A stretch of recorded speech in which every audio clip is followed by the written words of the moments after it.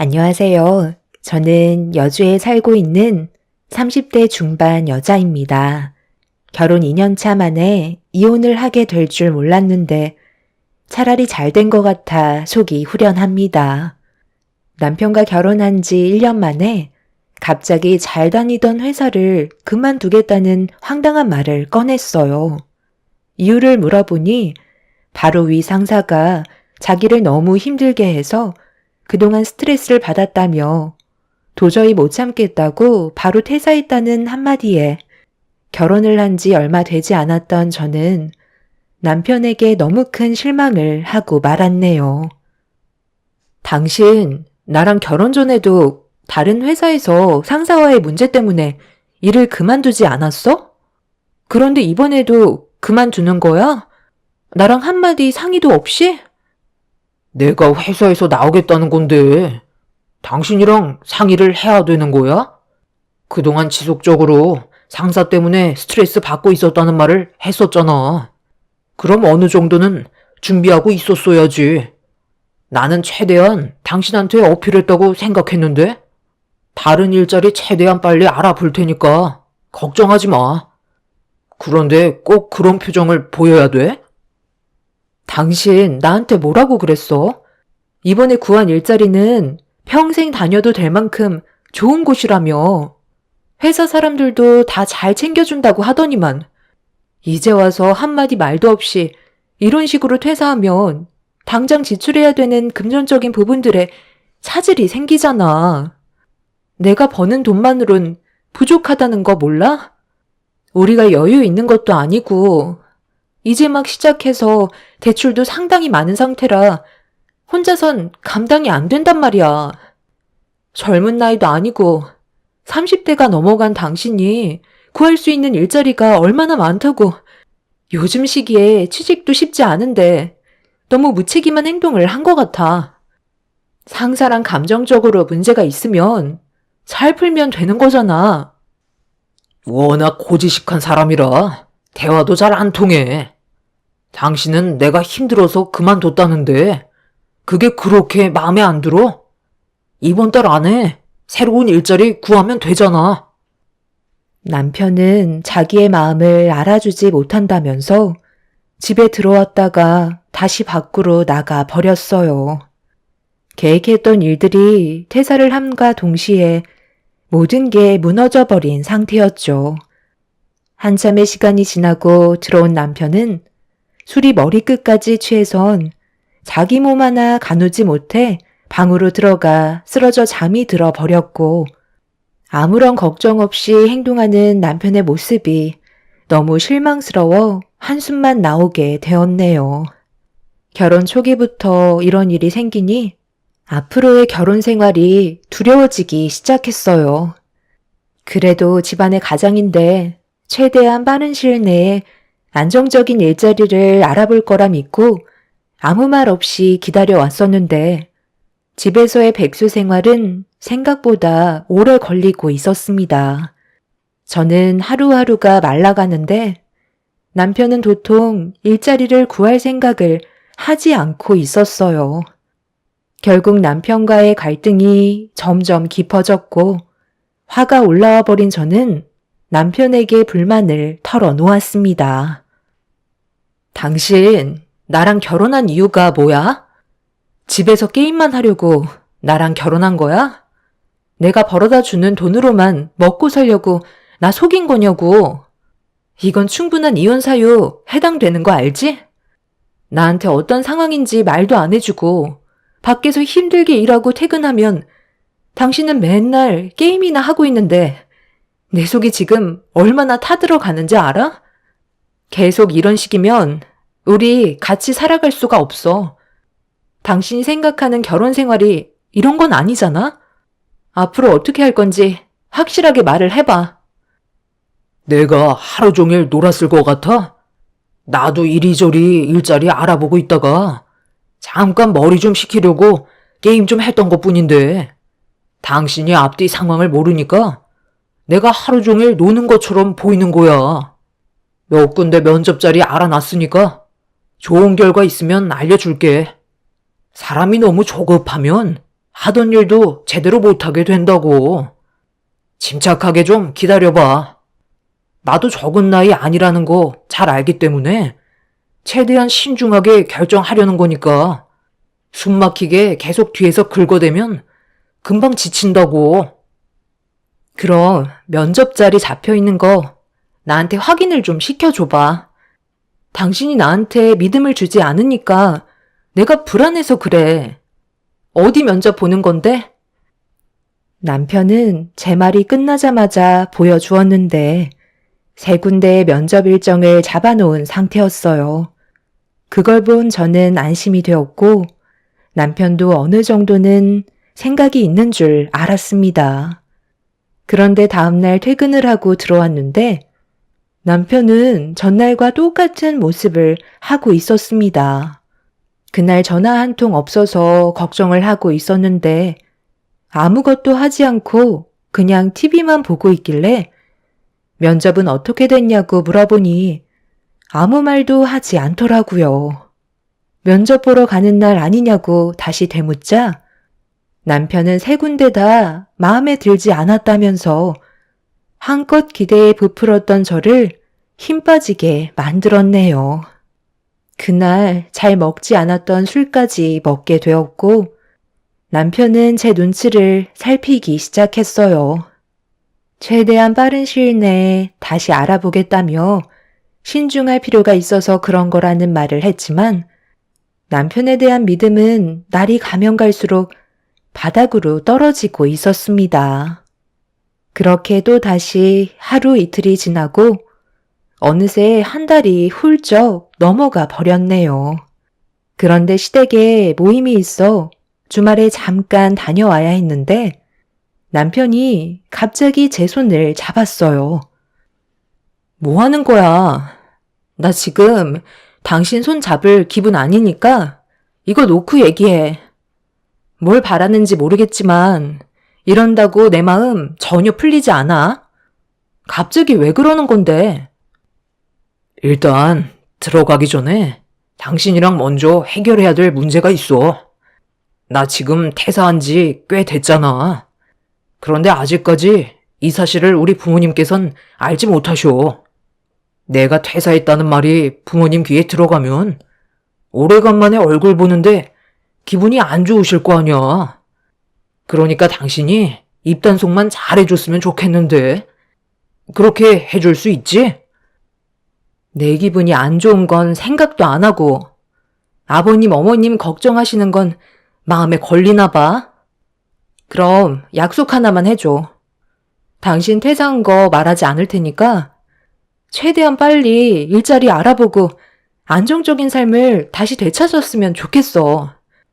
그렇게만 해준다면 당신이 원하는 대로 퇴사했다는 거 말하지 않겠다고 약속할게.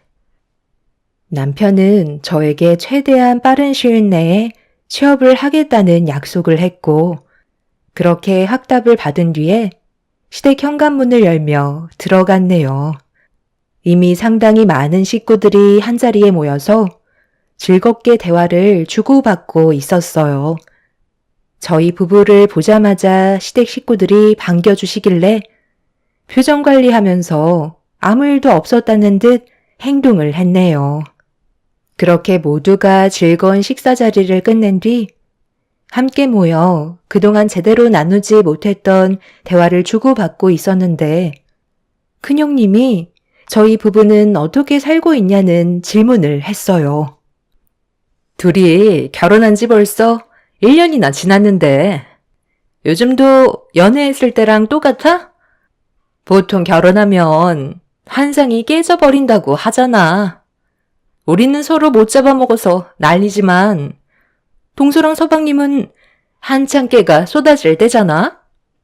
앞으로 어떻게 살아갈지 계획은 잘하고 있고 신혼부부이긴 하지만 나이가 있다 보니 아이 계획도 생각하고 있을 텐데 내 생각엔 아이는 하루라도 빨리 가지는 게 좋거든.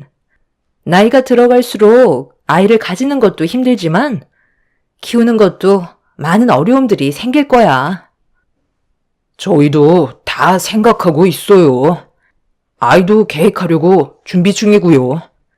요즘 너무 할 일이 많다 보니 정신이 없어서 잠깐 숨 좀 돌릴 수 있을 때 아이를 가지려고요. 그래, 너희들이 알아서 하겠지만 나도 하루빨리 손주를 보고 싶은 마음은 어쩔 수 없는 것 같다. 웬만하면 서둘러 주는 게 좋지 않겠어? 세아가는 왜 말이 없니? 아, 네. 저희도 고민 중이에요. 안정적인 생활이 유지가 돼야 아이를 키울 때 불안하지가 않죠. 지금 상황에선 힘들 것 같고 좀 더 시간이 지난 뒤에 생각해 보려고요. 아니, 생각할 게 뭐 있니? 너희들이 일을 하고 있는데 부족할 게 뭐가 있어? 대출이야 살면서 차차 갚아나가면 되는 거잖아. 하루 이틀 미루다 보면 금방 마흔이다. 동서가 여자로서 걱정되는 것들이 뭔지 충분히 이해는 하는데 어머님 말 들어서 나쁠 거 없어. 말 나온 김에 이번에 우리 회사에서 남자 직원 한 명 채용하려고 하는데 서방님 혹시 생각 있으세요? 지금 다니는 회사보다 월급도 좋고 가족이니까 승희 아빠가 더 신경 써서 챙겨줄 텐데 이번 기회에 한번 진지하게 고민해 보는 것도 좋을 것 같은데요? 가족들끼리 일을 하면 서로 조심스러운 부분들이 생기다 보니 저는 일반 직원을 뽑는 게 좋을 것 같다고 했는데 승희 아빠가 서방님이 들어오면 좋을 것 같다고 하도 부탁을 해서 진지하게 고민한 끝에 서방님이 좋다면 받아주기로 했거든요. 지금 받는 월급이 얼마나 된다고 했었죠? 저번에 듣기론 300 초반인 걸로 알고 있었는데 저희와 함께 일하면 400 초반으로 맞춰 드릴게요. 대출도 많이 받았다고 하니까 여러 가지로 많이 부족하잖아요. 동서가 임신도 하게 되면 휴직도 해야 될 텐데 그렇게 된다면 부담도 많이 느끼게 될 테니 이번 기회에 저희 회사로 들어오세요. 아, 정말요? 그렇게까지 신경 써주신다면 저희야 정말 좋죠.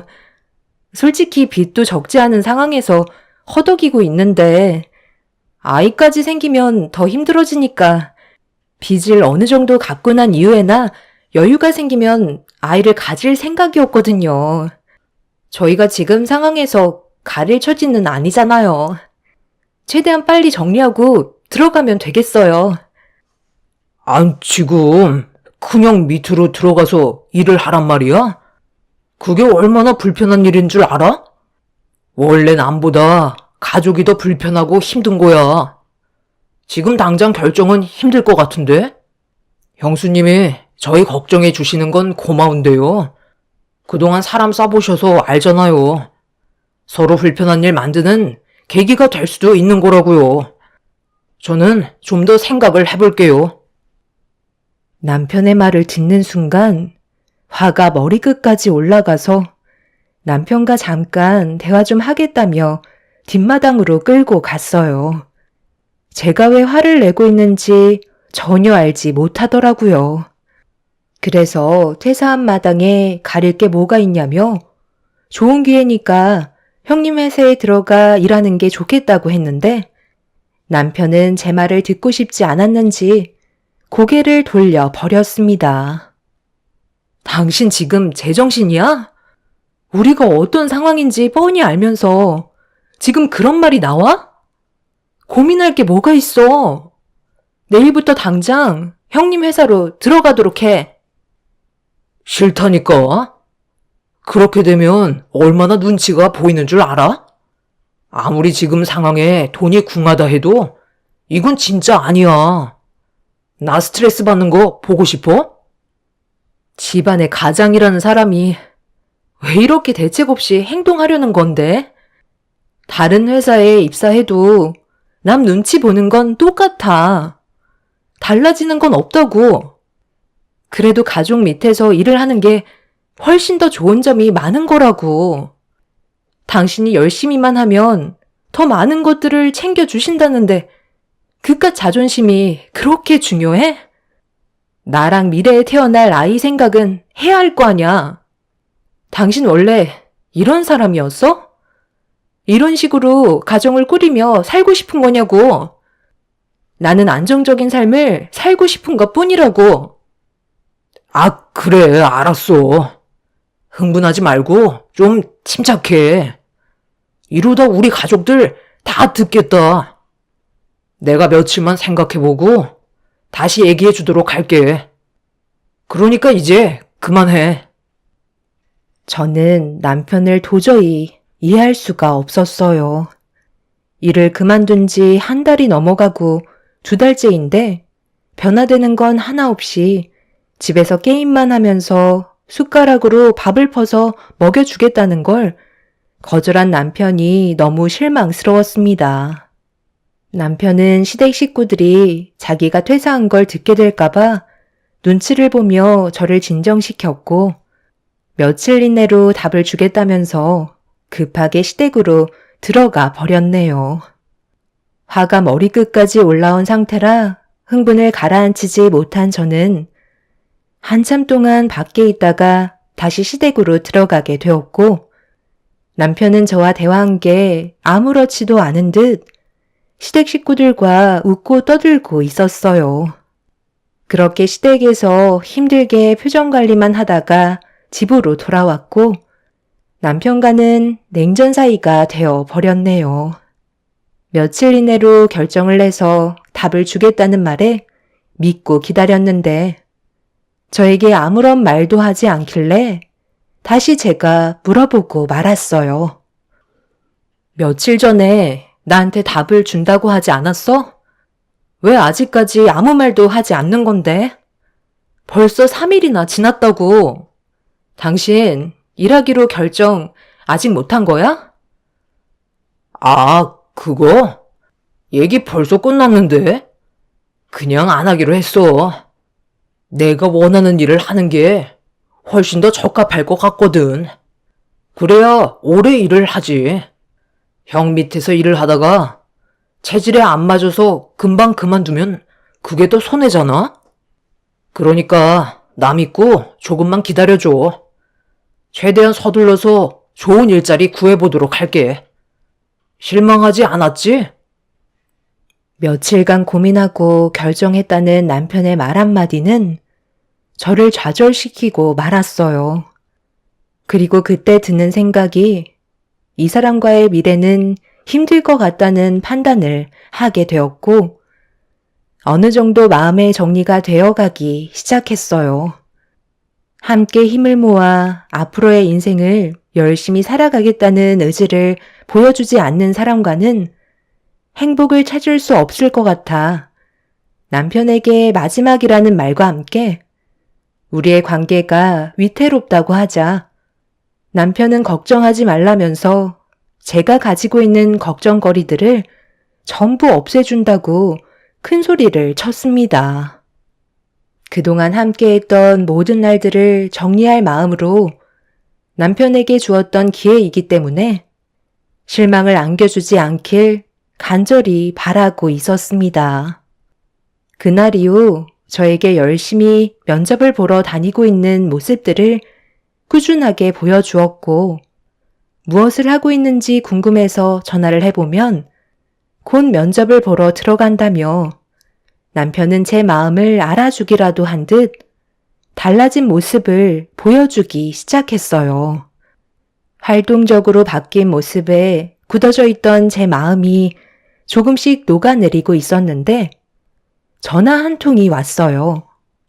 남편이 취업을 하게 됐다는 좋은 소식을 전해주었고 그동안 저 혼자 말 못할 무게를 감당해야 했던 날들이 너무 힘들었는지 눈물을 흘리고 말았습니다. 길고 길었던 고통 속에서 빠져나오니 제 마음도 자연스럽게 풀리게 되었고 남편은 새로운 일자리에서 열심히 일을 하게 되었네요. 비록 형님이 추천해 주신 일자리보다는 보수가 적었지만 그래도 남편이 일을 한다는 것만으로도 저에게는 너무나 큰 힘이 되어 주었어요. 그렇게 몇 달의 시간 동안 묵묵히 회사를 잘 다니던 남편과 다시 좋은 관계를 유지하며 지내오던 어느 날, 오래간만에 여유를 가지고 외식을 하고 있는데 몸에서 이상함을 감지하게 되었고 갑자기 찾아온 울렁거림에 당황해 외식이 끝난 뒤 집으로 돌아갈 때 혹시 몰라 임신 테스트기를 사서 집에 도착하자마자 화장실에 들어가 확인을 하게 되었죠. 이상했던 느낌은 예상대로 테스트기에 두 줄이 선명하게 찍힌 걸 볼 수 있었습니다. 화장실에서 나오자마자 남편에게 임신했다고 말을 하는 순간 기뻐 날뛴 남편은 앞으로 집안의 가장으로서 뱃속에 있는 아이의 아빠로서 가정을 지키기 위해 노력을 하겠다며 저를 안아 들었습니다. 달라진 남편의 모습이 저를 안심시켜 줬기 때문에 더욱더 책임감이 뒤따라 앞으로는 걱정이 없을 줄 알았어요. 계획하지 못했던 뱃속의 아이까지 찾아와 버렸으니 남편이 짊어져야 할 무게는 조금 더 무거워지게 되었죠. 그리고 임신 소식을 듣게 된 양가 집안에서는 저희 부부에게 축하한다며 많은 축복을 주셨고 시모는 임신한 제 손을 잡으며 간절하게 부탁 하나를 하셨어요. 아직 성별도 모르는데 아들 손자를 원하고 계셨습니다. 그건 제가 어떻게 할 수 있는 게 아니라고 설명을 드렸네요. 아들 손자 하나만 낳아주면 네가 해달라는 거 다 해줄 테니까 최대한 할 수 있는 방법은 다 동원해봐라. 처음엔 손녀가 참 이뻤는데 셰미가 손녀는 이제 지긋지긋하다. 나는 아들만 셋을 낳았는데 어떻게 된 게 며느리들은 하나같이 딸만 줄줄이 낳을 수가 있는 거야? 네가 내 마지막 희망이니까 아들 손자 한 번만 안겨줬으면 좋겠다. 그건 제가 노력해서 될 문제가 아니지만 최대한 노력은 해볼게요. 하지만 제가 만약 딸을 낳게 된다 해도 이뻐해 주실 거죠? 차별은 하지 말아주세요. 시모는 제가 질문한 말에 대해서는 아무 말도 없이 입을 닫으셨어요. 눈빛에선 절대적으로 아들을 낳아야 한다는 말을 하고 계셨습니다. 딸은 받아주지 않겠다는 시모의 마음이 저에게 전달이 되었죠.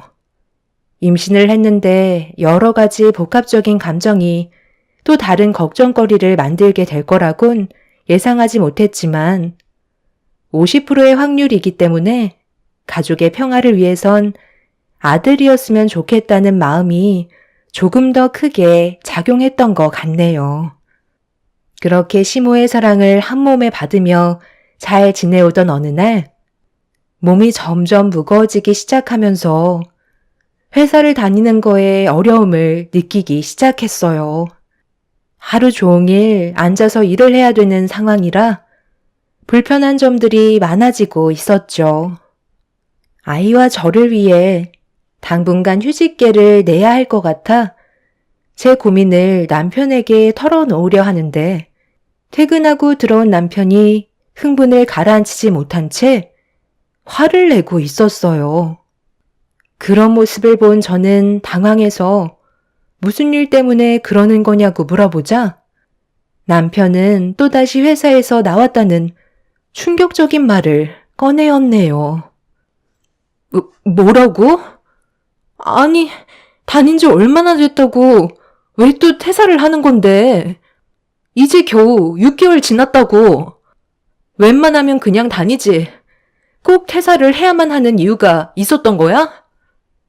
아니, 사장이 내가 실수한 것도 아닌데 내 탓으로 돌리잖아. 그래서 억울하다고 하니까 잘못을 인정하지 않는다고 갑자기 화를 내는 거야. 정말 어이가 없어서 그냥 퇴사하겠다고 나와버렸어. 내가 뭘 그렇게 잘못했다고 직원들 보는 앞에서 나한테 쪽을 주냐고. 오래간만에 괜찮은 직장에 취직했는데 사장 눈만 아니면 계속 다닐 수 있었지만 어쩌겠어. 다른 일자리 알아봐야지. 그래도 6개월 정도 일했으니 어느 정도는 버틸 수 있잖아. 모아놓은 돈으로 잠깐만 생활하도록 하자. 당신 회사가 장난이야? 사장이랑 안 좋은 일이 있었어도 충분히 대화로 풀어나갈 수 있었잖아. 이제야 숨통이 트일만 하니까 또 일을 저질러? 당신 원래 이렇게 끈기 없는 사람이었어? 몇 달 있으면 뱃속에 있는 아이도 세상 밖으로 나오는데 불행만 안겨줄 거야? 왜 이렇게 철없이 구는 건데? 내가 이러고 싶어서 그런 게 아니라는 거 잘 알면서 그래? 일자리는 많이 있다고. 사장이란 놈이 인재를 못 알아보고 막대한 게 잘못인데 왜 나한테 뭐라고 그래? 저는 결국 그 자리에 주저앉아 눈물을 펑펑 쏟아냈고 남편은 저를 보며 답답하다면서 술이나 한잔하러 나갔다 오겠다며 6개월 전과 똑같은 행동을 보여주고 있었습니다. 앞으로 어떻게 살아가야 할지 더 이상 앞이 보이지 않았어요. 이런 상황 속에 하필 다음 날이 시모와 뱃속에 있는 아이의 성별을 확인하러 가는 날이었죠. 시모는 들뜬 마음으로 다음날 아침 일찍 전화를 주셨고 남편은 술에 쩔어 일어나지도 못하고 있었습니다. 그 모습을 보고 있는데 너무 화가 치밀어 올랐던 저는 찬물을 한 바가지 퍼서 입을 벌리고 자고 있는 남편의 얼굴에 냅다 부어버렸어요. 그리곤 일자리 구하는 동안 집에만 박혀 있지 말고 일당직이라도 구해서 일을 하라며 큰 소리 친 뒤 밖으로 나와 버렸네요. 남편은 술이 덜 깨선 온갖 짜증을 내며 자기 얼굴에 찬물을 부었다고 화를 내고 있었습니다. 그렇게 현관문을 박차고 나온 저는 시모와 함께 산부인과를 찾아가게 되었고 남편과의 고민에 대해 털어놓으려 하는데 시모는 뱃속에 있는 아이가 아들일 것 같다며 한층 들떠 계셔서 제가 가진 고민이 입 밖으로 나오지 않았네요. 결국 아무 말도 하지 못한 채 산부인과에 들어가 초음파 검사를 하는데 뱃속에 있는 아이가 웅크려서 모습을 잘 보여주지 않았어요. 좀 전에 남편과 한바탕 하게 되면서 아이가 많이 놀랐는지 움직이지도 않고 있었네요. 시모는 원장님의 입만 바라보면서 아들이길 바라는 간절한 마음에 양손을 모으며 쳐다보고 있었는데 고개를 갸우뚱하며 한참 동안 초음파로 뱃속에 있는 아이의 상태를 보다가 아주 이쁘게 생겼다는 한마디를 꺼내셨습니다. 그 순간 시모는 손에 땀이 날 정도로 모으고 계셨던 양손이 두 쪽으로 갈라지더니 충격받으신 얼굴로 원장님께 다시 한번 되물었고 원장님은 이쁘게 생겼다며 치마가 잘 어울릴 것 같다는 말을 꺼내셨네요. 그 말을 끝나기가 무섭게 시모는 진료실 문을 열며 밖으로 나가셨고 제가 꼭 죄를 지은 것 마냥 고개가 저절로 내려가더라고요. 그렇게 진료실에서 조심스럽게 걸어 나왔는데 시모는 이미 산부인과에서 나가 집으로 돌아가 버리셨습니다.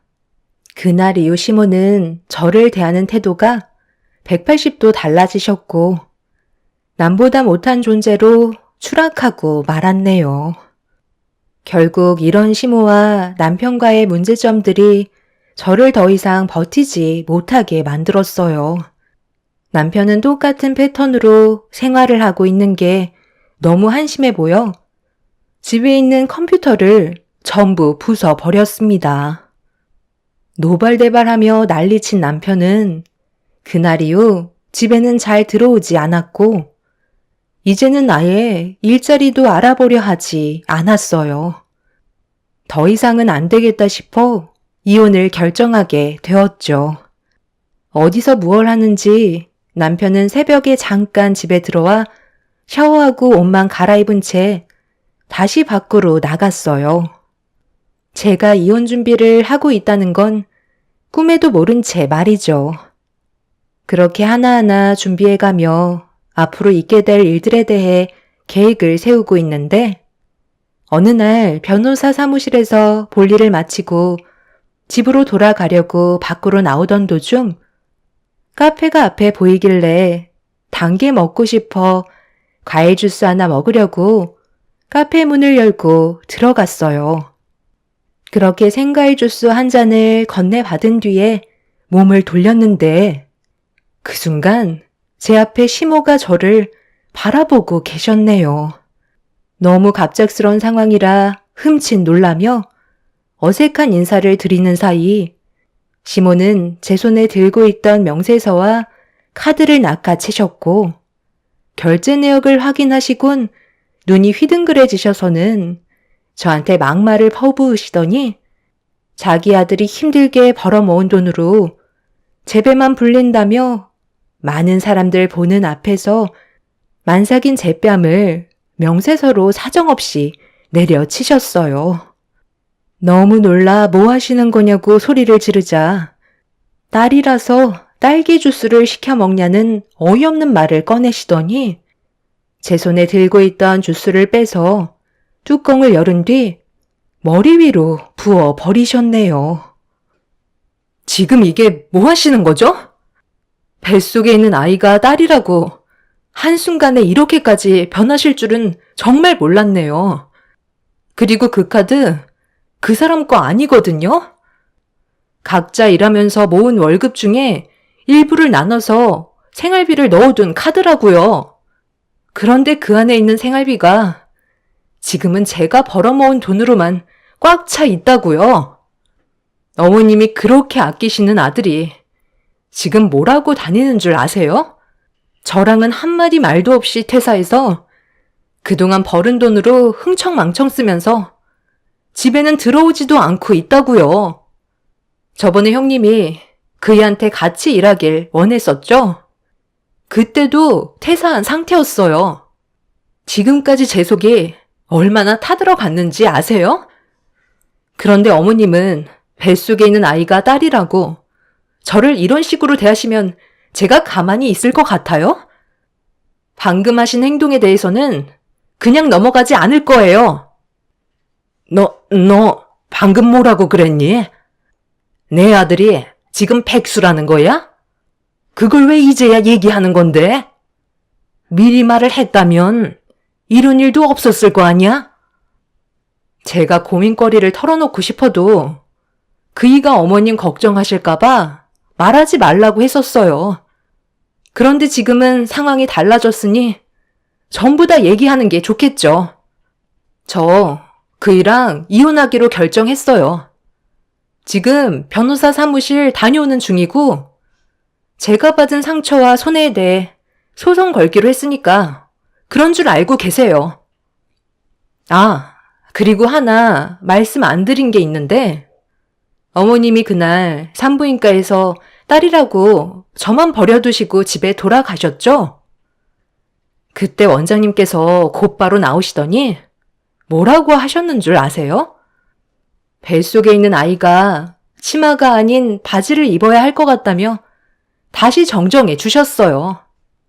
그래서 초음파 검사를 다시 해보니까 뱃속에 있는 아이가 아들이더라고요. 방금 어머님이 하신 행동은 저와 뱃속에 있는 아들한테 씻을 수 없는 상처를 주신 거고 어머님도 법적 처벌은 피해가지 못하실 것 같네요. 사장님, CCTV 좀 확보해 주세요. 여기 계신 분들이 전부 다 증인인 거 아시죠? 만삭인 임산부한테 어떻게 이런 행동을 하실 수 있으시죠? 카운터에서 모든 상황을 지켜보신 사장님께선 진정하라며 저에게 얼음물을 건네주셨고 그걸 받자마자 시모의 얼굴에 뿌려버린 뒤 밖으로 나가려 하는데 남편이 어떤 여자와 손을 잡고 건물로 들어가더라고요. 그걸 본 저는 너무 놀라 급하게 따라 들어갔는데 그곳은 충격적이게도 PC방이었고 남편은 그 여자와 같은 게임을 하며 즐거워하고 있었습니다.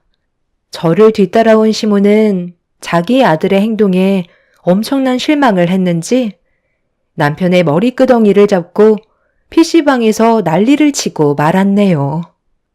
남편은 그동안 게임상에서 만난 여자와 현실적으로 만남을 가지고 있던 거였어요.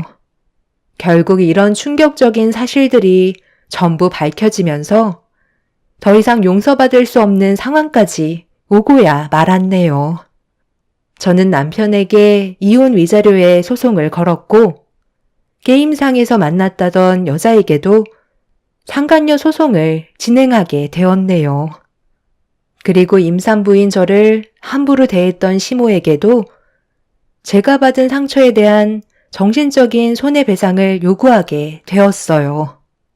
시모는 땅을 치며 후회하셨고 뱃속에 있는 아이가 손녀가 아닌 손자라는 사실을 알게 된 이후 다시 돌아와 달라고 애원하셨지만 백수아들 끼고 천년만년 사시라며 뒤도 안 보고 큰 소리친 뒤 인연을 끊게 되었네요.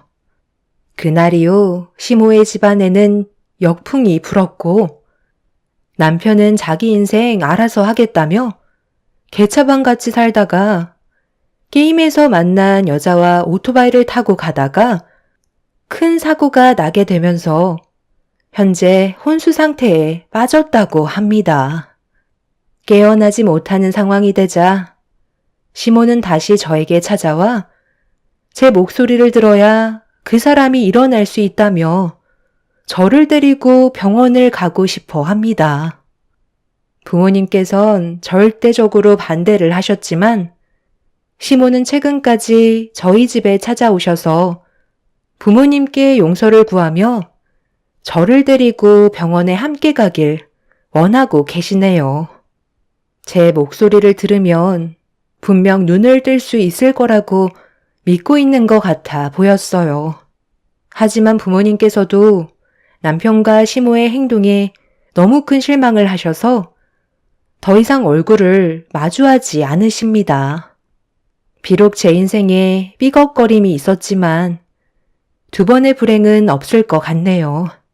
그 사람의 잘못된 행동이니 그만한 대가를 치른 듯 합니다. 앞으로는 제 삶이 조금이나마 밝아졌으면 좋겠어요.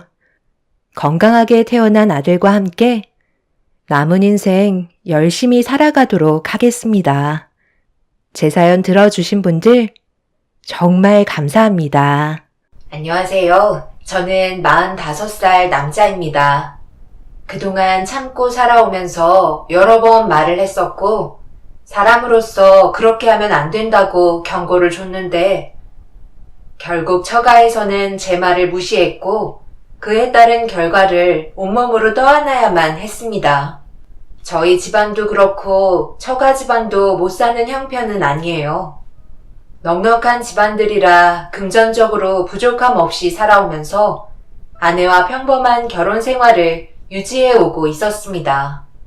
그런데 어느 날 갑자기 처제의 집안에 문제가 생겼다는 연락을 아내를 통해 듣게 되었어요. 퇴근하던 중에 교통사고를 당해 수술을 받고 있다는 말에 저희는 급하게 응급실로 향했고 한참 동안 수술실 앞에서 동서를 기다리며 눈물을 흘리고 있는 처제를 아내가 진정시키면서 오랜 시간 기다린 결과 수술실에서 나온 동서는 충격적인 모습으로 실려 나오고 있었습니다. 그리고 온 가족이 모두 경악을 하고 말았고 동서의 모습을 멍하니 바라볼 수밖에 없었네요.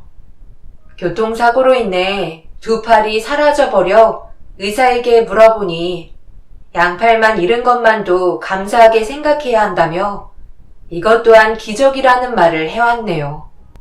알고 보니 동서는 트럭 밑으로 깔려 들어간 상태였기 때문에 생사조차 확답받을 수 없는 상황이었어요. 그리고 다행히 다른 신체 부위는 어느 정도 골절과 타박상 정도만 있었습니다. 이런 충격적인 결과를 눈앞에서 본 처제는 오열을 하면서 앞으로 어떻게 살아야 하냐고 병실을 눈물바다로 만들어 놓았어요. 그리고 한참 뒤에 눈을 뜬 동서를 모두가 지켜보고 있었고, 동서 자신도 양팔이 없다는 현실에 눈물을 멈추지 않았습니다. 한순간에 동서의 삶이 나락으로 떨어지는 걸 두 눈으로 목격하게 되니 제 마음이 너무 안 좋았어요. 그동안 함께 지내면서 봐왔던 동서는 언제나 열심히 살아왔었고 항상 매사에 긍정적인 모습을 보여주면서 저에게도 많은 걸 느끼게 해줄 만큼 좋은 성격을 가지고 있었지만 양팔을 잃게 된 동서는 좌절을 했고 앞으로 펼쳐지게 될 삶을 두려워하고 있었습니다. 그런데 처제도 충격이 상당했는지 동서에게 한탄을 하면서 차라리 이런 모습으로 살아갈 바엔 세상을 떠나지 그랬냐고 괴로워하면서 병실 밖으로 뛰쳐나갔네요. 그렇게 저희 모두는 어느 정도 회복하는 시간을 가져야만 했고, 동서가 하루빨리 현실을 받아들이고 앞으로 어떻게 살아가야 할지 계획을 세우는 게 제일 급한 문제였어요. 동서가 살고자 하는 의지를 보여야 다음 단계로 넘어갈 수 있었기 때문에 힘들겠지만 현실을 받아들이고 재활 치료를 권했습니다. 정말 다행이었던 건 워낙 성격이 긍정적이라 정신을 바로잡는데도 오랜 시간이 걸리지 않았고 일단 의사가 하라는 대로 움직였습니다. 이제 퇴원해도 된다고 하네. 의사가 통원치료 받으면서 생활해도 될 정도로 몸 상태가 많이 좋아졌대. 양팔만 없는 것 뿐이지 다른 일상생활하는 데는 크게 문제 없다고 하셨어. 그리고 앞으로 생활하는 건 우리 부모님 집에서 함께 지내기로 했어. 그래야 도움을 받을 수 있지. 나 혼자서는 당신 보살피는 거 힘들다고. 나는 일도 해야 되잖아. 엄마가 일손 거들어 주실 분도 구하셨다고 하니까 그렇게 알고 있어. 큰 불만 같은 거 없지? 당신이 지금 이것저것 가릴 처지는 아니잖아? 그렇게 동서는 처가에서 보살핌을 받게 되었고 힘내라고 위로의 말을 해준 뒤 저희 부부도 집으로 돌아왔습니다. 동서는 지금까지 홀로 이 험난한 세상을 이겨내오며 살아왔었어요. 어렸을 적 부모님과 헤어졌는데 그날 이후 2번 다시 만날 수가 없었다는 말을 듣게 되었었죠.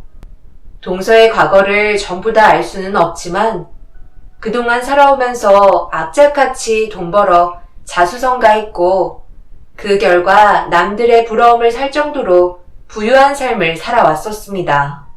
그리고 처제를 만나 결혼까지 하게 된 거였죠. 그런데 앞날이 창창한 동서에게 이런 끔찍한 일이 닥칠 거라고 누가 알았겠어요. 한쪽 팔만 잃었다면 그래도 어느 정도 생활이 가능했을 텐데 2 팔을 잃었다는 건 삶을 포기하라는 거나 마찬가지였죠. 그리고 처가댁의 도움을 받아 생활을 하던 동서는 더 이상 운영하던 사업을 이끌어 갈 수 없다고 생각했는지 처분을 하게 됐다는 소식을 듣게 되었고 언제나 좋은 생각만 하고 있던 동서가 점점 힘들어하는 모습을 아내를 통해서 전달받았지만 저희가 처가에 가는 걸 원하지 않고 있었어요. 처제가 많이 힘들어하기 때문에 아내와 저는 나중에 연락하면 오길 바라고 있었습니다. 모두가 예민했던 시기인 만큼 서로가 조심해야만 했어요. 그렇게 몇 달의 시간이 흐른 뒤에야 처가의 초대를 받을 수 있었네요. 그런데 모두가 식사를 하고 있는데 동서가 자리에 안 보여 처제에게 물어보니 요즘 심리 상태가 안 좋다면서 혼자 쉬고 싶어 한다고 얘기하길래 방에서 나오지 않고 혼자 있는 동서에게 다가가 앞으로 어떻게 살아갈 건지에 대한 계획을 들어보려 물어봤네요. 제가 무슨 계획이 있겠어요. 양팔 없이는 아무것도 할 수가 없어요. 볼일 보는 것도 도움을 받아야 하는 제 인생은 이제 쓸모 없어졌다고요. 저에게 더 이상 위로의 말은 아무런 소용이 없어요. 어떻게든 부딪혀보면 살아갈 수 있겠지 생각했는데 하루하루 버티면서 시간을 보내다 보니까 이제야 현실을 알겠더라고요. 저는 살아있으면 안 될 존재였어요. 차라리 이렇게 살 바엔 그냥 세상 떠나는 게 훨씬 더 좋았을 거라는 생각이 지금은 머릿속에서 지워지지 않을 정도로 왜 하필 저한테 이런 시련이 왔는지 너무 한탄스럽네요. 그래도 형님께서 언제나 저에게 정신적으로 많은 의지가 되어주셔서 버티다 보면 좋아질 거라 믿고 있었지만 날이 가면 갈수록 모두에게 불행만 안겨줄 뿐이었어요. 그렇다고 삶을 포기할 거야? 그래서 달라지는 게 뭐가 있는데? 나는 진석이가 겪고 있는 지금의 현실을 전부 다 이해할 수는 없어. 내가 겪고 오지 않으니까 당연히 격려적으로 좋은 말만 해줄 수밖엔 없지. 하지만 나도 똑같이 아프다는 것만 알아줬으면 좋겠어. 앞으로 무슨 일이 있던지 헤쳐나갈 수 있는 방법은 생각해보면 정말 많을 거야. 그러니 너무 극단적으로 모든 걸 결정하려 하지 말고 나와 함께 어떻게 살아가면 좋을지 또 다른 계획을 세워보도록 하자. 그래도 진석이 너는 악발이 근성이 있어서 금방 일어날 수 있다고. 내가 그동안 너를 봐오면서 본받을 점이 얼마나 많았는 줄 알아? 홀로 지금까지 달려왔던 걸 봐봐. 누가 이렇게까지 성공할 수 있었겠어? 그런 모습을 봐오면서 나 또한 현재를 열심히 살아갈 수 있었고 많은 격려가 되었다고. 동서는 눈물을 흘리면서 다시 과거로 돌아가고 싶다며 괴로워하고 있었습니다. 그런데 처가댁에 들어갔을 때와 다르게 살이 훨씬 더 많이 빠져 있더라고요. 그래서 동서에게 처가에서는 어떻게 지내고 있냐 물어보니 한참 동안 머뭇거리면서 제 눈치를 살피기 시작했고 동서의 입에서 나온 한마디에 경악을 하고 말았습니다. 밥도 하루에 한 번 주고 보살펴 주시는 분이 퇴근하고 나면 볼일 보는 것도 참아야 할 정도로 생활이 많이 힘들다는 충격적인 말을 듣게 되었습니다. 처가에 들어왔을 때 그래도 보살핌을 받을 수 있을 거라 생각했는데 병원에 있을 때보다 더 못한 대우를 받은 동서의 찬밥 신세에 너무 화가 치밀어 올라 거실에서 처가 식구들과 웃고 떠들며 TV를 보면서 동서는 신경도 안 쓰는 모습의 처제를 따로 불렀어요. 지금 한창 재밌을 땐데 그냥 얘기하시면 되지. 왜 따로 부른 거예요? 중요한 거 아니면 나중에 다시 얘기하면 안 돼요? 처제가 지금 하는 행동이 맞는다고 생각해? 진석이를 돌봐주시는 분이 오늘 볼 일이 있으시다고 4시에 퇴근하셨다며. 그런데 지금 몇 시야? 저녁 11시야. 지금까지 화장실을 안 갔다는 게 말이 된다고 생각해? 이럴 거면 뭐하러 여기에 데리고 있는 건데? 내가 진석이한테 물어보니까 보살펴 주시는 분께서 퇴근하시면 물 한 잔도 일절 주지 않고 먹을 건 구경도 못한다며? 아직까지 사고 후유증으로 제대로 걷지도 못하는 진석이가 불쌍하지도 않아? 그래서 무슨 말이 하고 싶은 건데요? 그럼 직접 해보시던가요? 옆에서 보살펴주는 게 쉬운 줄 알아요?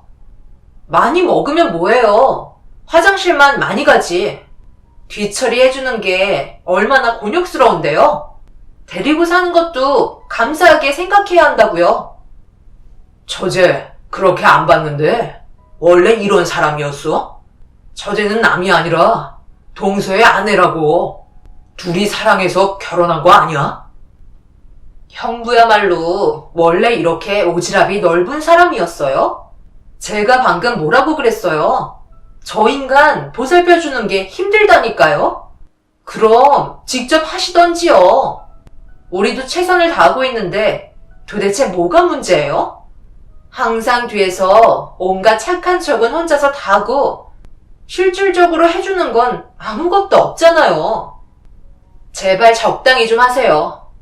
이러면 저 인간이 더 싫어진다고요. 처음 아내와 결혼했을 때부터 느꼈던 건 처제는 입이 좀 거칠어서 저와 몇 번이나 오해를 불러일으킨 적이 있었어요. 한마디로 어른을 공경하지 않고 버릇이 없기 때문에 행동들 하나하나가 눈에 거슬릴 정도였죠. 그런데 이번에는 정말 너무하다고 생각했었어요. 자기 남편이고 그동안 가정을 위해 열심히 뛰어왔는데 정작 밥 한 숟갈 뜰 수 없는 것도 모자라 화장실에서 볼일조차 볼 수 없으니 저도 인내심의 한계에 도달하고 말았습니다. 처갓집이 예전에 한번 위태로웠던 적이 있었어요. 그때 저도 도와드렸지만 동서가 처가를 위해 많은 것들을 도와주었고 다시 예전으로 돌아갈 수가 있었죠. 그때 당시 금전적으로 상당한 도움을 줬던 걸로 알고 있습니다. 본인들 사정이 어려울 때는 온갖 비위는 다 맞추고 장인 장모님께서도 유서방 하면서 원하는 걸 얻을 때까지 알랑방귀 끼면서 다 받아내놓고 정작 동서가 어려움에 처하니까 과거에 도와줬던 걸 감사하게 생각하며 도움을 주는 게 아닌 등을 돌려버린 처가 식구들을 용서하고 싶지 않았습니다. 그리고 순간적으로 머릿속에 스친 생각은 제가 동서의 위치였다면 똑같은 대우를 받았을 거라는 걸 알 수 있었습니다. 만약에가 아닌 확신이었던 건 처제와 언성을 높이며 싸우고 있는 저희 쪽으로 달려오신 장인 장모님과 아내가 전부 처제의 옆에 서서 저를 죄인 취급하는 것 마냥 따가울 정도의 시선으로 쳐다보고 있었고 저가 식구들이 뒤에 받쳐주자 처제는 더욱더 기가 올라 저에게 막말을 퍼붓기 시작했어요. 그런데 아내는 처제의 잘못된 행동에 아무런 대응도 하지 않고 저를 바라보면서 제가 처제에게 뭐라고 하는 태도가 이해할 수 없다며 되려 큰 소리로 저에게 화를 내고 있었습니다. 당신 갑자기 왜 그래? 이 문제는 내 동생이 알아서 하는데 왜 당신이 참견하는 거야? 그냥 좀 내버려둬. 그게 지금 할 말이야? 방에 누워있는 사람이 누구야? 동물이야? 한 가정을 위해 그동안 땀 흘리면서 열심히 살아온 집안의 가장이라고. 그런데 이런 식으로 대접해주는 게 맞는 거야? 양팔을 잃었다고 어떻게 사람들이 전부 다 바뀔 수가 있지? 지금 당신도 그렇고 처제나 장인 장모님의 모습을 보면 그동안 동서를 보면서 무슨 생각을 했는지 확실하게 알 것 같네. 부모 없이 자라왔는데 돈은 많으니까 최대한 이용하려고 결혼한 거잖아. 내 말이 틀려? 아니면 말을 해보던가. 형부, 내가 이런 말까지 안 하려 했는데 똥인지 된장인지 꼭 먹어봐야 아는 거예요? 그렇게 생각하시고 보셨다면 그게 맞는 거겠죠. 저희 입에서 무슨 말이 나오길 원하는 건데요. 절대 그런 거 아니고 지금 우리도 너무 힘들어서 그랬어요. 앞으로 저 사람 잘 보살펴 주도록 할게요.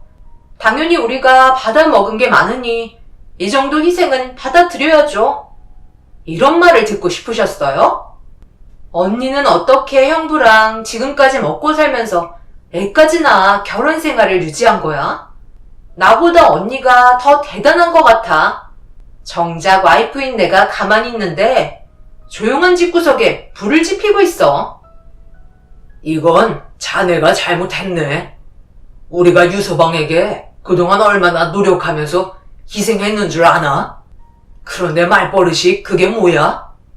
어떻게 장인이 앞에 있는데 내 딸들에게 소리를 질러? 그럼 자네가 유서방 평생 데리고 살 텐가? 그것도 아니면서 뭐하러 이런 분란을 만들어 서로의 감정을 상하게 만드는 거야? 얼굴 꼴도 보기 싫으니까 당장 내 집에서 나가게. 저가 식구들은 하나같이 제 의견을 존중해주는 사람들이 없었어요.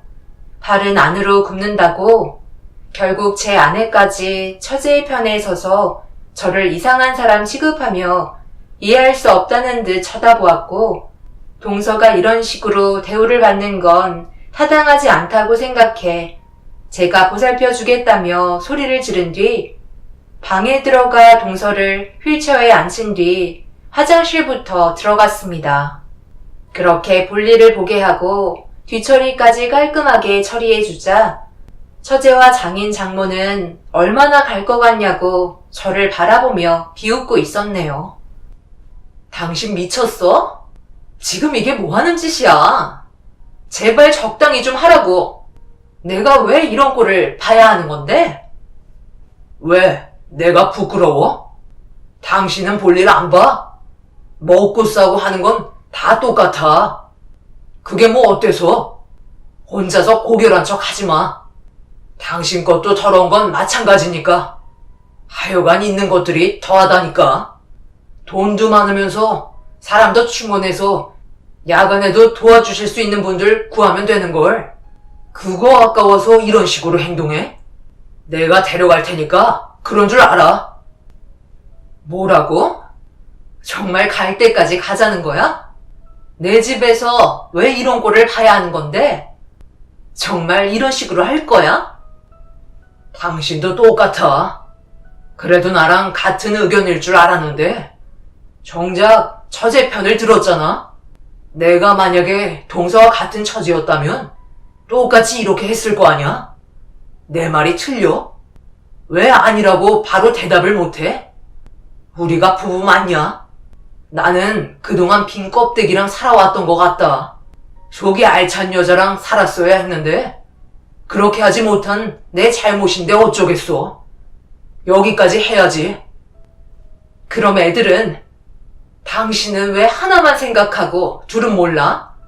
상처받을 애들 생각은 전혀 안 하는 거야? 제발 이성을 찾으라고. 애들이 나를 창피해할까? 당신을 창피할까? 되려 내가 내린 결정을 대단하다고 생각하고 존중해 줄 거야. 모두가 함께 해결 방법을 찾고 좋은 방향으로 이끌어갈 수 있는 걸 이런 식으로 만든 건 내가 아니라 당신 식구들이라고. 저는 동서를 휠체어에 앉힌 뒤 바로 냉장고로 향했어요.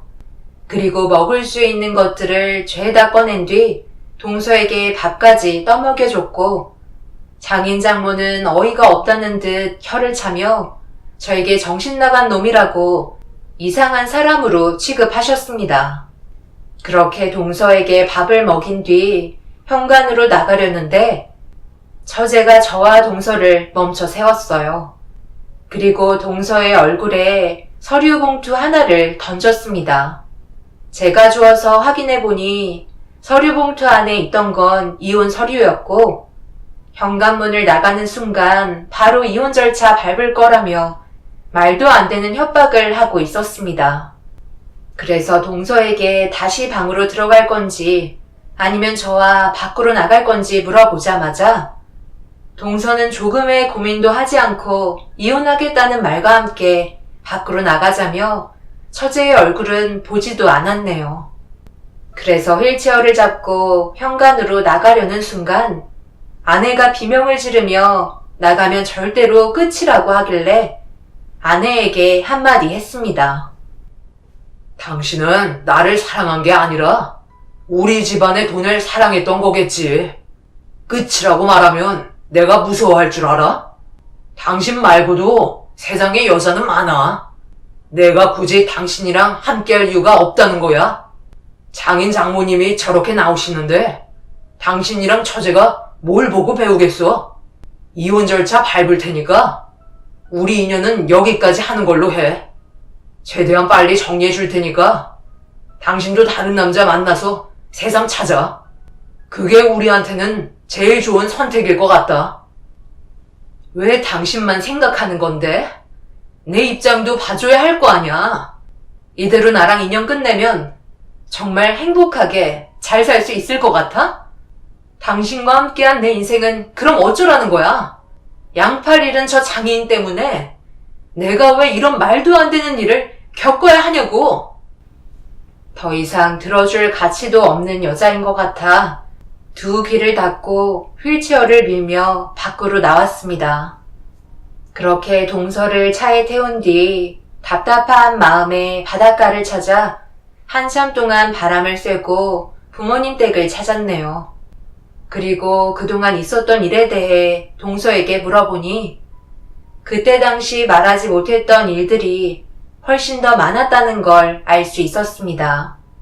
사고 후유증으로 관략근 조절이 잘 되지 않기 때문에 의사는 화장실에 자주 가야 한다고 했는데 동서가 원할 때 도움을 요청했지만 처제도 그렇고 장인 장모님은 보살펴 주시는 분이 퇴근하고 나서는 일절 방에 들어오지 않았다며 아침에 자신을 봐주시는 분께서 뒤처리를 전부 다 해주셨다는 말과 함께 그런 일이 잦아지자 나중에는 밥 먹이는 양까지 전부 다 줄여서 볼일을 최대한 안 보게 죽지 않을 정도로만 음식을 건네주었다고 합니다. 동서가 야간에도 간병인을 불러달라고 부탁했지만 이제 돈도 못 버는 처지에 더 이상 돈 까먹지 말라며 장인 장모님까지 합세해서 반대했다네요. 오죽했으면 낮에 돌봐주시는 분께서 밥과 음식을 따로 가져와서 동서에게 먹일 정도였다는 말을 듣게 되자 저희 부모님께서는 어떻게 사람들이 그럴 수 있냐고 분노하셨고 그제서야 동서는 그동안 쌓였던 서러움 때문에 눈물을 흘렸습니다. 그렇게 부모님 집에서 저와 함께 지내는 동안 많은 것들을 거리낌 없이 도와주셨고 병원에서는 영양 상태가 너무 안 좋아서 걸을 수 있는 힘조차 없는 거라며 건강을 회복하는 게 우선이라는 말에 제가 할 수 있는 모든 걸 동원해 동서가 두 발로 걸을 수 있게 도와주었네요. 그동안 정말 미안했던 게 처제의 말만 믿고 처가에 방문하지 않았던 게 제일 후회스러웠어요. 당연히 모든 걸 알아서 잘 해줄 거라고 생각했던 제 잘못이었습니다. 조금의 관심을 더 줬더라면 동서가 영양실조에까지 걸리지 않았을 텐데 처제와 아내의 말만 믿고 움직인 제가 너무 원망스러웠어요. 그래서 더 많은 걸 챙겨주고 싶었고 양팔을 잃은 동서가 할 수 있는 무언가를 찾기 위해 대화도 많이 하면서 앞으로의 계획을 세워 나갔습니다. 그리고 처제는 동서와 이혼을 선택하게 되었고 아내는 저와 마지막으로 대화하기를 원하길래 서로 얼굴을 마주보게 되었네요. 어차피 둘은 함께 할 수 없을 정도로 마음의 골이 깊어진 상태였어. 내가 당신한테 말하지 않은 건 정말 미안해. 나는 그동안 모든 걸 알면서도 모른 척 했던 건 사실이야. 하지만 내 사정도 생각을 해줘야지. 나도 힘들었다고. 동수한테 들어서 알고 있었어. 그동안 나만 모르고 있었던 거지. 어떻게 처가에 시도 때도 없이 드나들었으면서 나한테 한 번도 간 적 없다고 거짓말을 할 수가 있어? 그러고도 당신이 사람이야? 동수한테 영양실조가 왔었대. 얼마나 못 먹었으면 의사가 놀라기까지 해? 그런데 내가 당신이랑 정상적인 생활을 할 수가 있을 것 같아? 그래서 정말 이혼이라도 하겠다는 거야? 너무 극단적으로 결정하지 말고 제발 이성을 되찾으라고. 나랑 애들 생각은 안 해? 솔직하게 말해봐. 당신 몇 년 전에 세상 떠난 도련님 때문에 그런 거잖아. 한동안 나한테 그동안 못해줬던 것만 생각난다고 매일 오열하면서 괴로워했었잖아. 그래서 제부한테 더 동정하는 거 아니냐고. 도련님 세상 떠난 거랑 제부와 연관 짓고 있잖아. 어떻게 보면 그것도 당신 탓 아니야? 가족여행을 하던 그때 바쁜 동생이랑 안부 전화하고 있었는데 당신이 갑자기 동생이랑 대화하고 있는데 끼어들더니 동생이 근무하고 있는 회사 근처로 여행 왔으니까 얼굴 좀 보게 나오라는 말에 결국 이런 사고가 난 거잖아. 내가 늦었으니까 다음날 회사 출근에 지장 생기니 괜찮다고 몇 번이나 말렸는데 당신은 내 말 무시하면서 내 동생 설득시켜 나오게 만들다가 사고로 세상 떠난 건데 그게 왜 내 탓이야? 내가 얘기하는 건 당신 집안이 그동안 부모 없이 혼자 살아온 동서를 막대했다는 게 화가 치민 거라고. 사람들이 그러면 안 되잖아?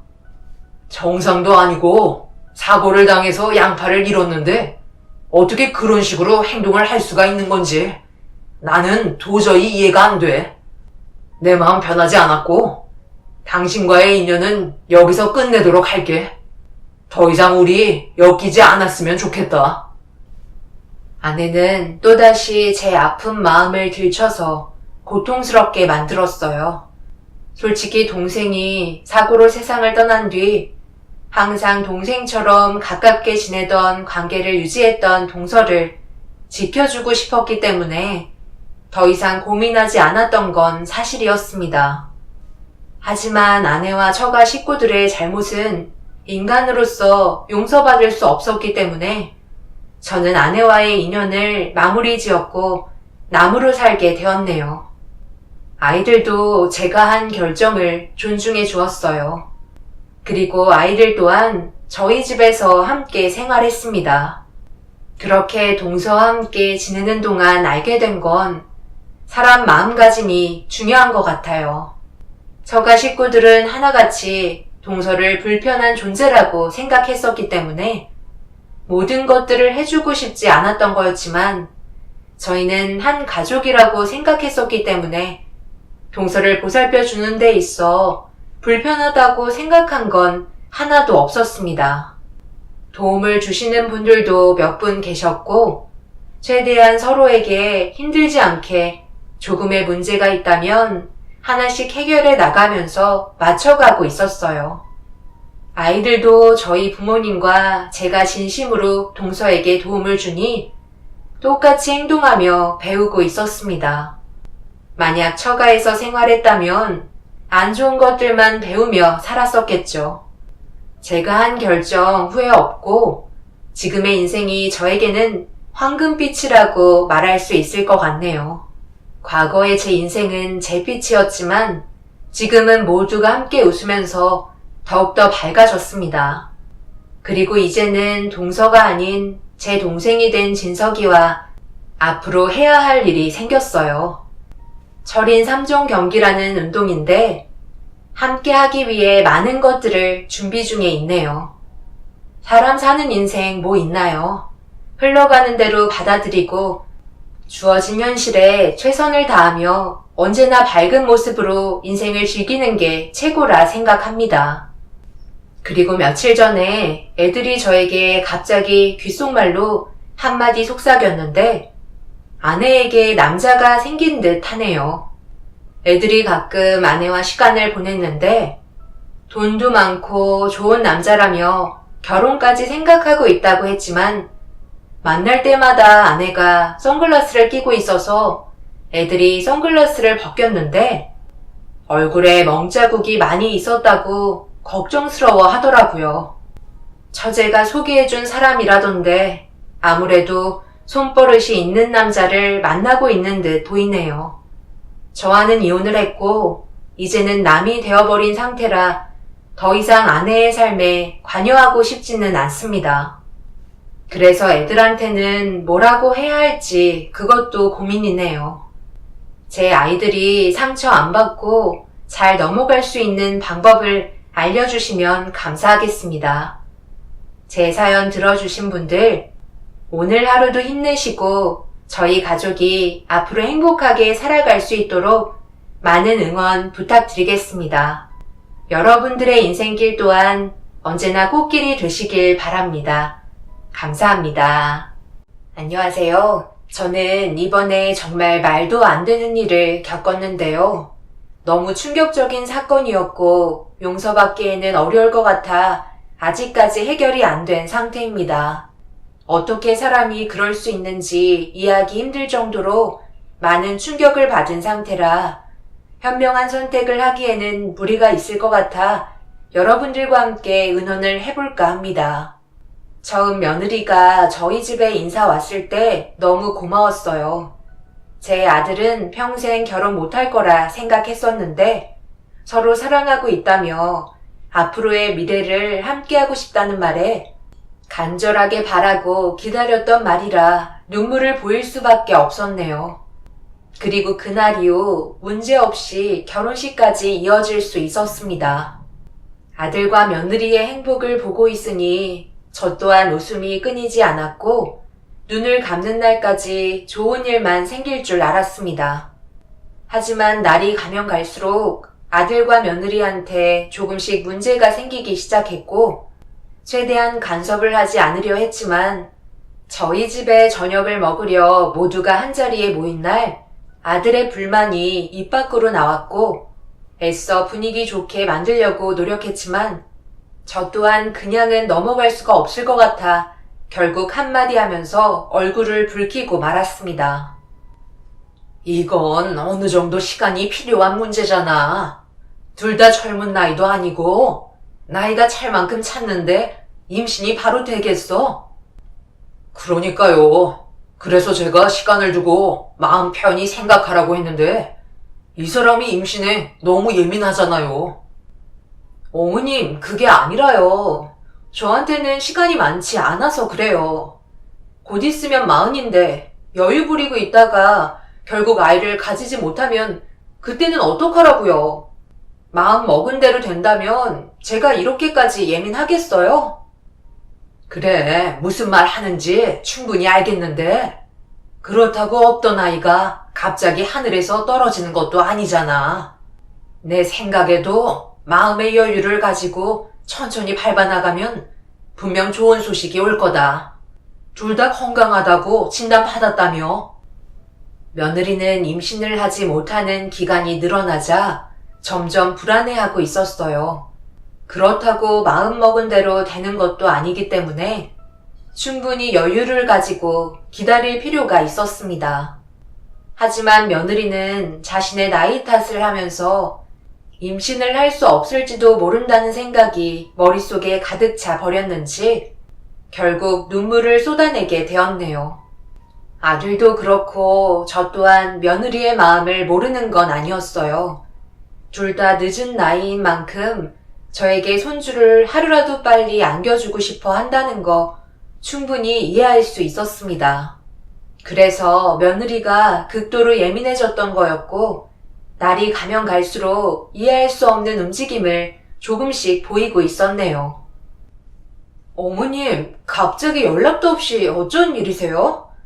미리 전화라도 주셨으면 제가 집안 정리라도 좀 했을 텐데요. 괜찮다. 신경 쓰지 마라. 너한테 살림 가지고 트집 잡으려고 온 것도 아닌데 뭐하러 쓸데없는 데에 힘을 빼? 사람 사는 거 다 똑같은 거지.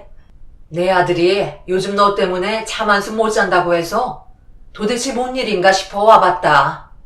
잠깐 냉장고 좀 봐도 되겠니? 이게 다 뭐야? 설마 지금 이 안에 있는 것들을 전부 다 먹고 있다는 거니? 도대체 이건 누구 생각이야? 그래야 아이가 빨리 들어선다고 했어요. 동네 분들이 용하다는 데서 전부 다 지어 오셨다는데요? 그래서 이게 뭔지 제대로 알지도 않고 무작정 주는 대로 받아 먹었다는 거니? 너 애 못 가져서 한이라도 맺힌 거야? 왜 이렇게까지 하는지 나는 정말 이해할 수가 없구나. 내가 악덕 시애미도 아니고 애 못 가진다고 닥달하지도 않았는데 눈치가 보여서 그런 거니? 나이 먹은 게 뭐가 어때서 지금 이 난리를 치는 거야? 너 이러다 한순간에 훅 가면 어쩌려고 그래?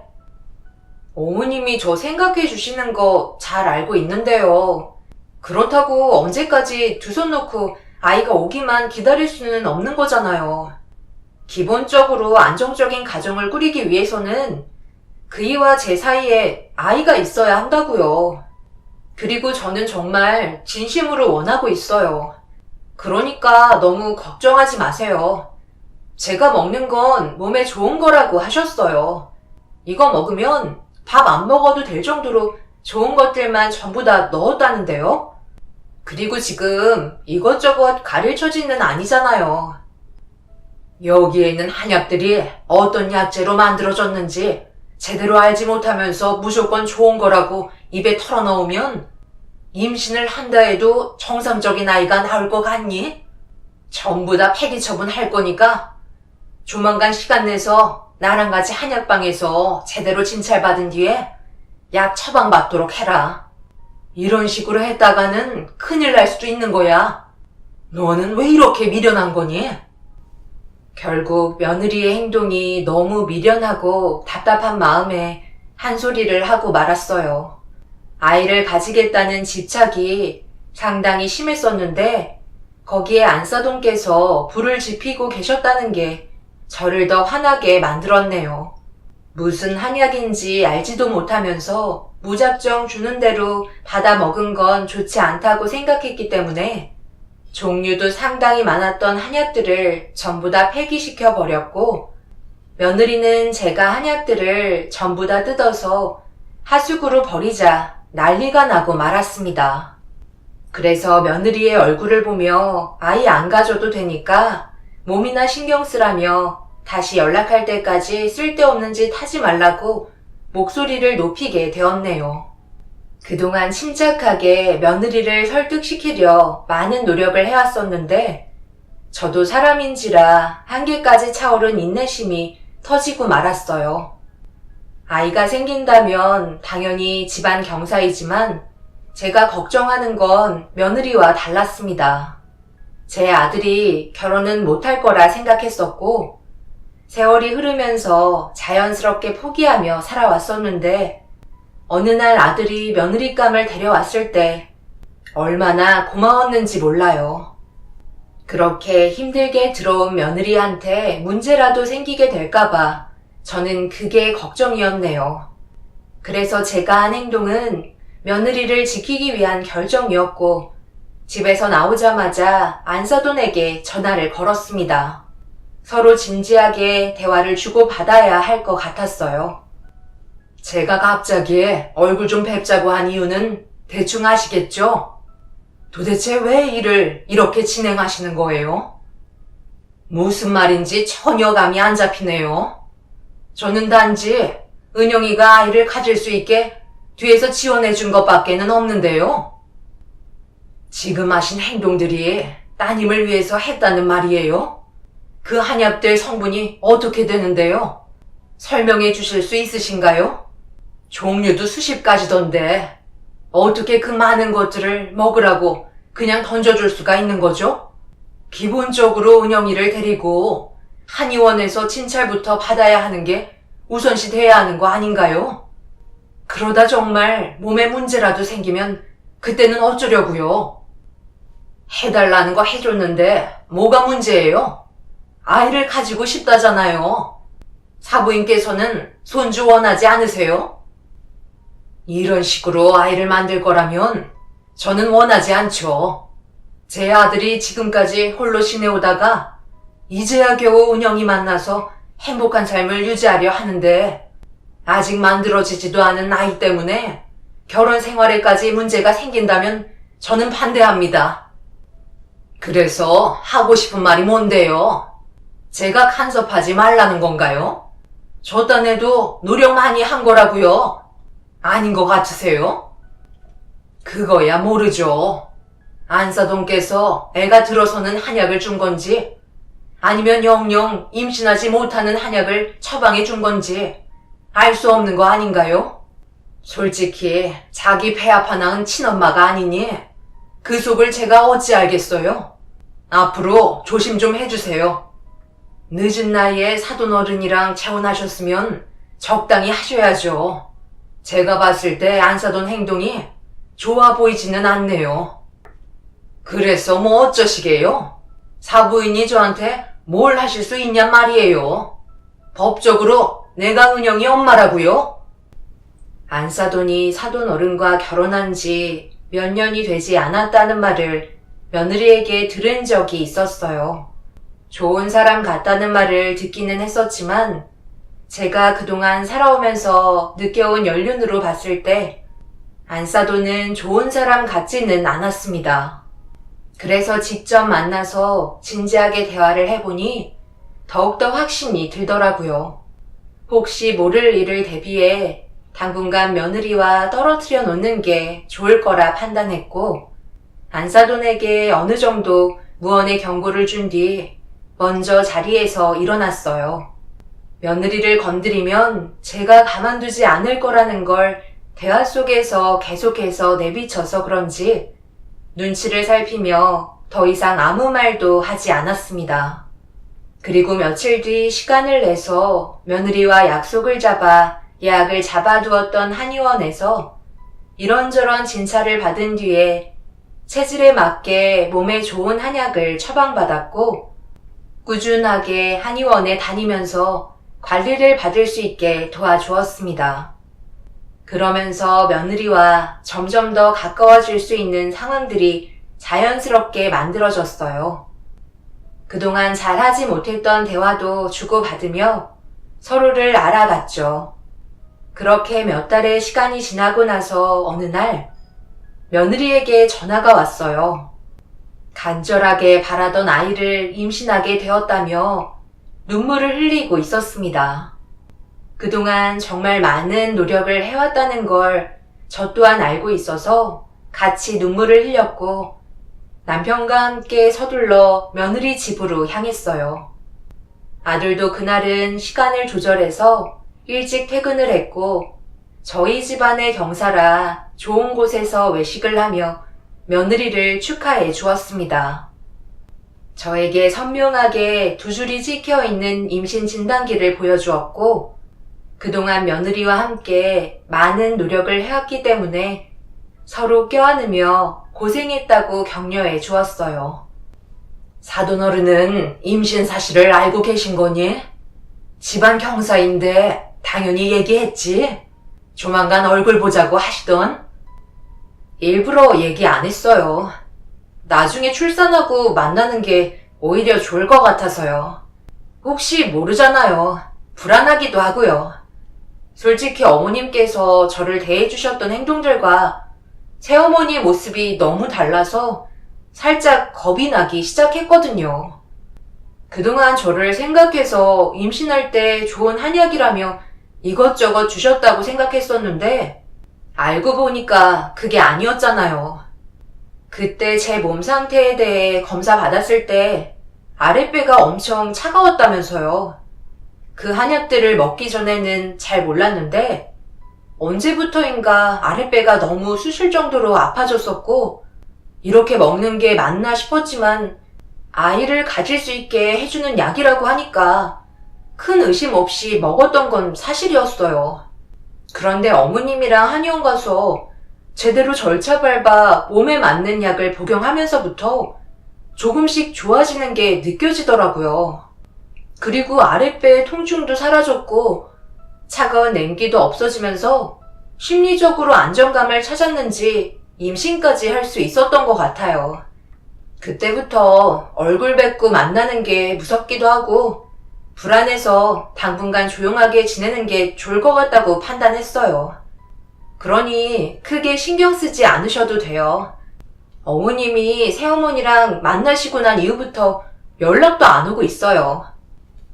배를 쓰다듬고 있는 며느리를 보고 있는데 무언가 불안한 마음을 떨쳐낼 수가 없었어요. 사람 함부로 판단하는 건 좋지 않지만 안사돈이 며느리에게 했던 행동은 분명 좋지 않았었기 때문에 조심할 필요가 있을 것 같아 며느리가 임신했을 때부터 지속적으로 관심을 가지며 며느리 얼굴을 자주 보러 다녔어요. 그렇게 별탈 없이 시간은 흘러갔고 며느리가 어느 정도 안정기에 접어들면서 일주일에 4번 정도 관심을 가지며 곁에 있어주다가 일주일에 2번으로 간격을 두었네요. 저도 체력적으로 많이 힘들었기 때문에 어느 정도 조절하는 게 좋을 거라 생각했었어요.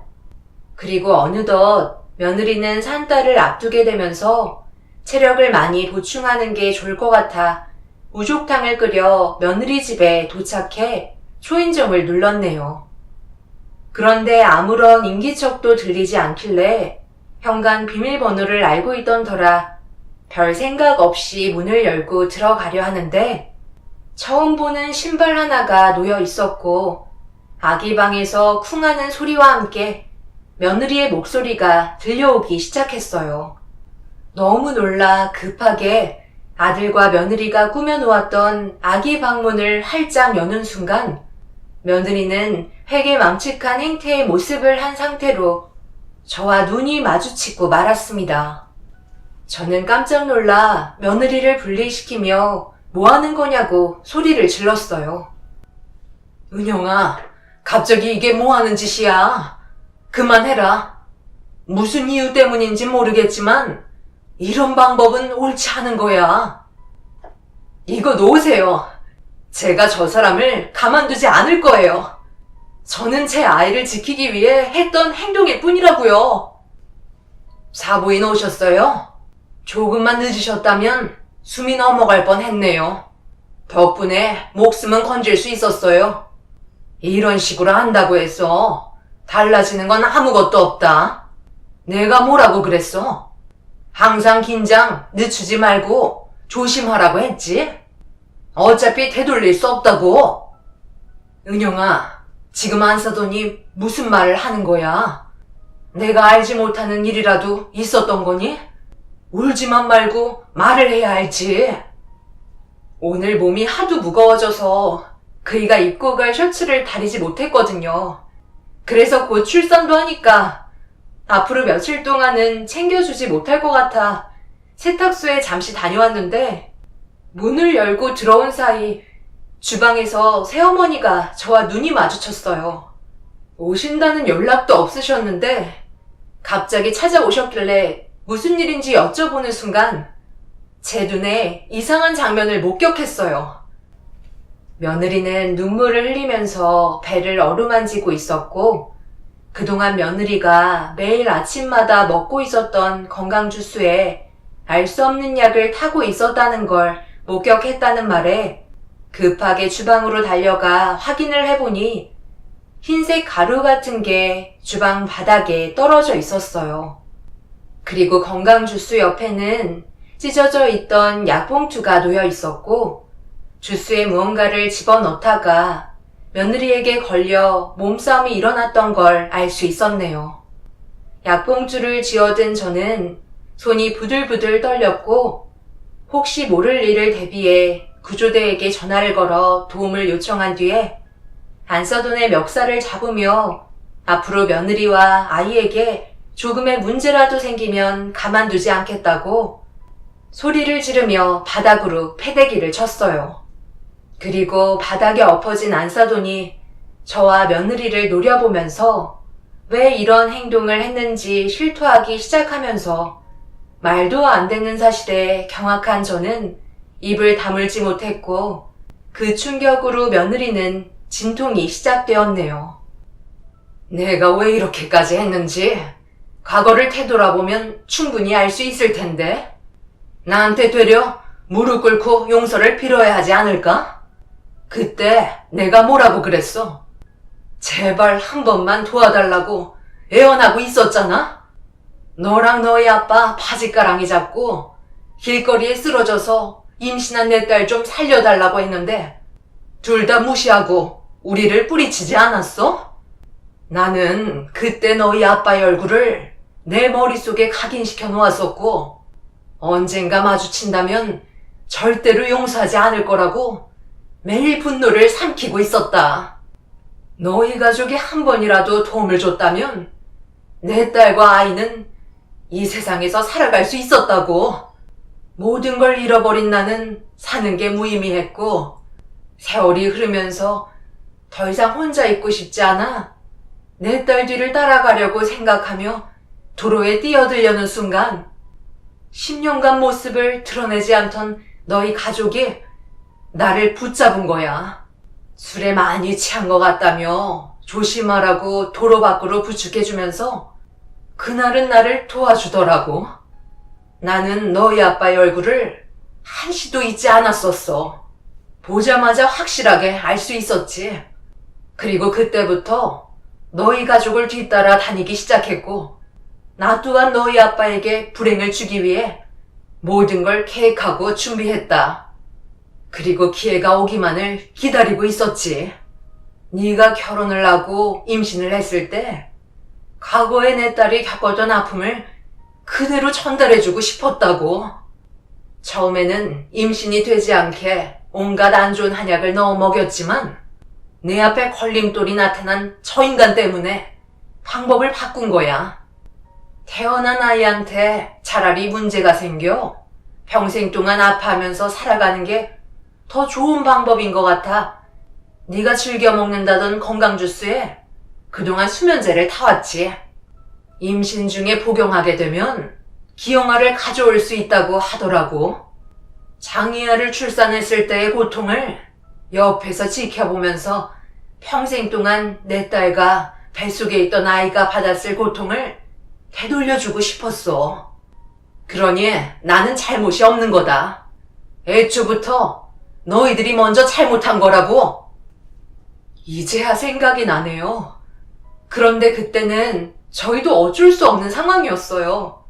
엄마가 병원에서 숨이 넘어갈 것 같다고 전화가 왔는데 마지막 순간은 봐야 하잖아요.